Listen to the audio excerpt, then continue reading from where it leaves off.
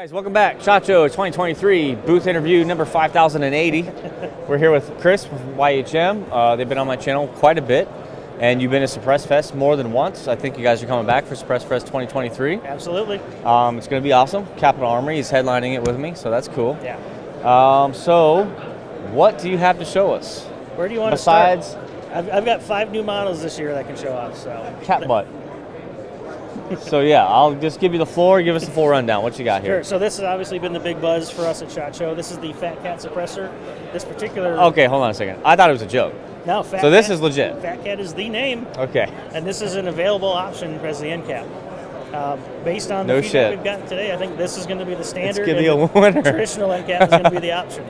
Okay. But basically what we've done here is taken our Turbo K suppressor, squashed it. So we made it shorter and fatter, so it's just under 2 inches in diameter, the large part, okay. 1 5/8 at the rear.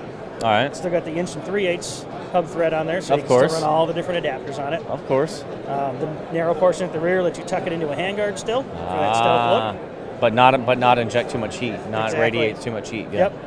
And it sounds basically the same as the Turbo K. It weighs basically the same as the Really? Turbo K, but it's significantly shorter.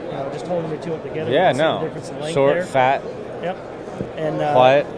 This one is set up with what looks like our KERS kit, but this is actually part of our new SRX mounting platform. Okay. So that's the suppressor prescription. So one of the things that people complained about our suppressors was that the mount was a little ugly. It was a little big. Okay. When the can wasn't on the gun, it wasn't the most aesthetically pleasing So thing. this is, get a shot of this. Wow, you guys really changed things up. Yep. So that's basically got a heavy taper in front of the threads. That's the right main here. lockup point. And then a bit finer thread, obviously, than our Phantom system. It eliminates the moving part to it, but it's still a really solid lockup. Okay.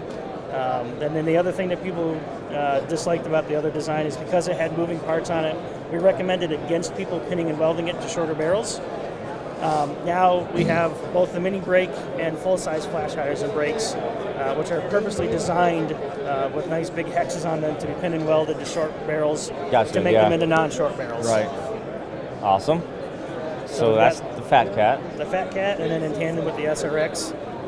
Those are familiar with the brand, obviously know and love the R9. This year we've got its big brother, the R45. Just did a review on that. Yep. And did a review on this, the Resonator K. One of these out to you. So this is basically the same concept as the R9, but bored up to 45. Okay. So 460 bored. Okay. So it's going to take your 458 SOCOMs, your 450 Bushmasters, your 4570s. It's still going to handle rifle rounds like 308, 556, 68, 65. You're just bumping the scale up. Exactly. Yeah, we've got it set up on the lever gun over there. I have a nice B&T APC 45 SPR. That'd be perfect on. Yep. Yeah. Yeah, we've been 3-lug mount on our UMP. Yeah, it's just a great can, and it basically expands upon the R9's capabilities through more calibers. Sure. And it shares very similar construction. The baffle geometry is a little bit different, but it's all 17-4 stainless steel, just like its little brother, the R9. Just a little older, a little bigger. Okay, what else we got here? I think we've got a T3 out to you for testing. It hasn't arrived yet. Okay. But I think that's next on the menu. Yep. Yeah. Basically, that's the next generation of our full-size 5.56 turbo suppressor. Right. So just looking at it, you wouldn't know there was a difference from the T2. Okay. Shooting it, you wouldn't know there was a difference from the T2. Until you notice a little bit closer and you notice you're not getting blasted in the face with gas every shot. So you changed something. We were able to change the baffle geometry to get about 15 to 20% reduction in blowback to the shooter. Okay. And that same 15 to 20% reduction to the cyclic rate of the firearm.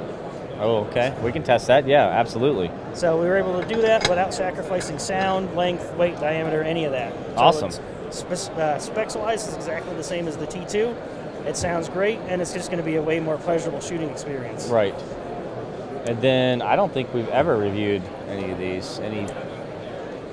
Yeah, I don't know if you got into the pistol cans with us before. No, we've only stuck with rifle stuff, which is weird because I'm a pistol slut. Yeah. It's well known. My safe comprises mostly pistols. Give us a run on these guys. So you have the 9 and the 45. Yep, this is our Sidewinder series. So this is the M2 version. We just debuted these yesterday at SHOT.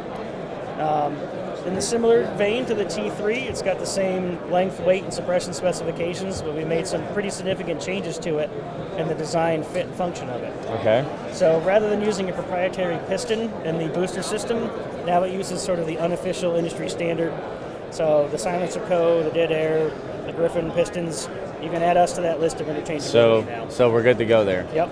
Okay. We also changed the design so now that the piston swap out procedure is toolless.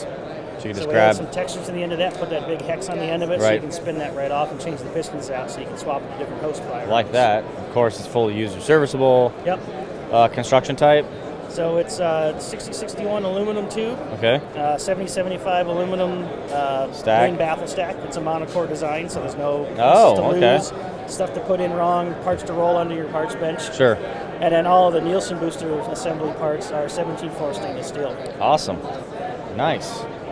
The little change to the end is we've changed the end cap design slightly. Yeah. So that when you do use the tool on that end, it has better engagement. You're less likely to slip and mar the finish.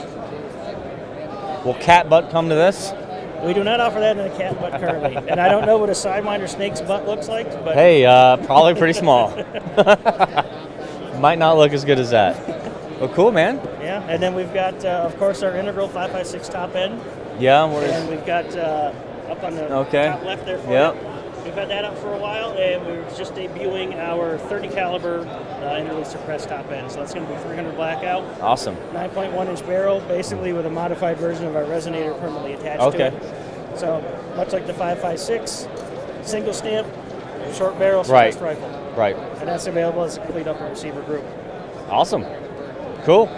Well, thanks for giving us your time. I know it's been a busy day. It seems to be more packed today than it has the last 2 days. It's a big change from last year. Yeah. Sure. Oh, yeah. A big change. No masks, no problem. Yep. Well, thanks for giving me your time. I'm sure you'll bring all these to Suppress Fest. So if you guys are interested in actually hearing these in person and demoing them and checking the gas back, the blowback, the blowback, you can do so at Suppress Fest this November. But until then, I think we do have the T3, and then we can probably add the Fat Cat. Yep, we'll get an R45 headed your way. R45 and then the Sidewinder. So you're going to see a lot more YHM. You've seen a lot of YHM already at the beginning of the year, but you're going to see a lot more for 2023. Thanks, man. Thanks for your time. My pleasure, Adam. Cool. See ya.